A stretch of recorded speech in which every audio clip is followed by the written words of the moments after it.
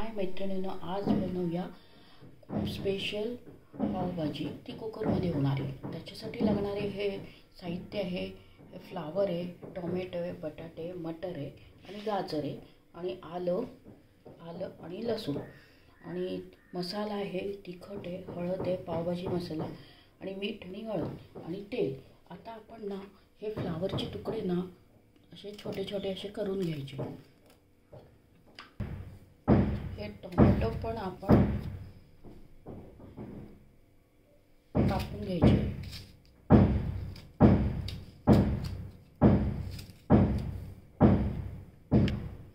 बटाट्यांचे पण असे तुकडे करून घ्यायचे. जरा मोठे केले तरी चालेल, कारण की आपल्याला कुकरमध्ये ते शिजत ठेवायचे. आणि हे गाजर आहे, हे गाजर पण मी टाकणार आहे. मुलांसाठी चांगलं आहे गाजर, त्यामुळे गाजर तुम्ही टाका.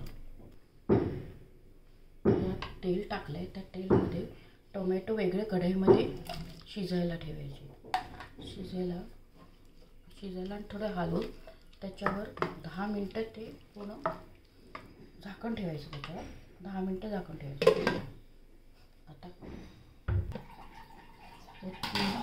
टोमॅटो शिजतानाच हे आलं लसूण ठेचून घेतले ते टाकायचं आणि हलवून घ्यायचं. म्हणजे तेलात परतवलं जातं आणि कच्चापणा निघून जातो लाल आणि लसणाचा.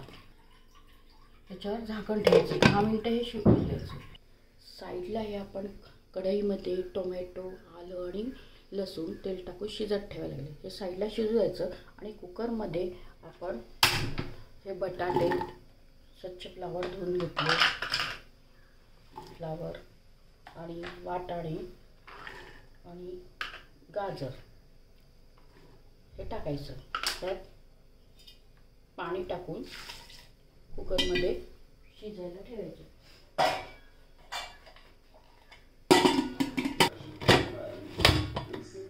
ही कुकरमध्ये पावभाजी झाली आहे, त्याला आपण मॅश करून घेऊया. या टोमॅटो आणि लसूण आलं आपण शिजायला ठेवलं होतं, त्याच्यात तिखट, हळद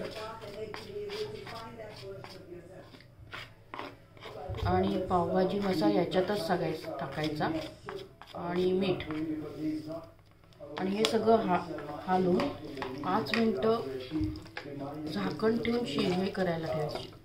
म्हणजे मसाला चांगला झाकण ठेवून भाजी मॅश करून घ्यायची. तुम्ही मिक्सरमध्ये करू नका, अशा याच्या मॅशरनी ती चांगली मॅश करून घ्या. आणि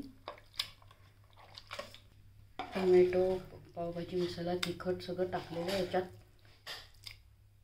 टाकून द्यायचं पावभाजीमध्ये. ही अशी पद्धतीने केली ना तुमची पावभाजीची टेस्ट वेगळी येते. यातच आपण मीठ टाकलं आहे आणि हे हलवून घ्यायचे. ते कढईत तेलात तिखट टाकलं ते पावभाजीचा कलर एकदम छान येतो. पाव गरम करायला ठेवा. असे गरम पाव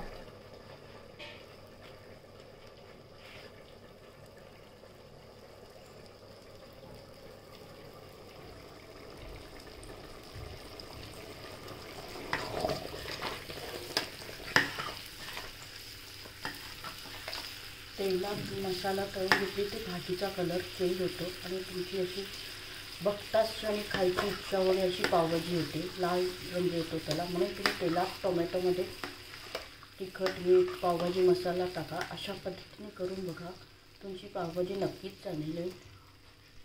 अशा पद्धतीची तुम्ही पावभाजी घरी करून बघा आणि तुमच्या मुलांच्या वाढदिवसाला आणि किटी पार्टीला करा. म्हणजे तुम्ही त्या फ्रेंड्स तुम्हाला विचारतील कुठे केली, तर माझ्या चॅनलचं नाव सांगून माझ्या चॅनलला लाईक आणि सबस्क्राईब करा.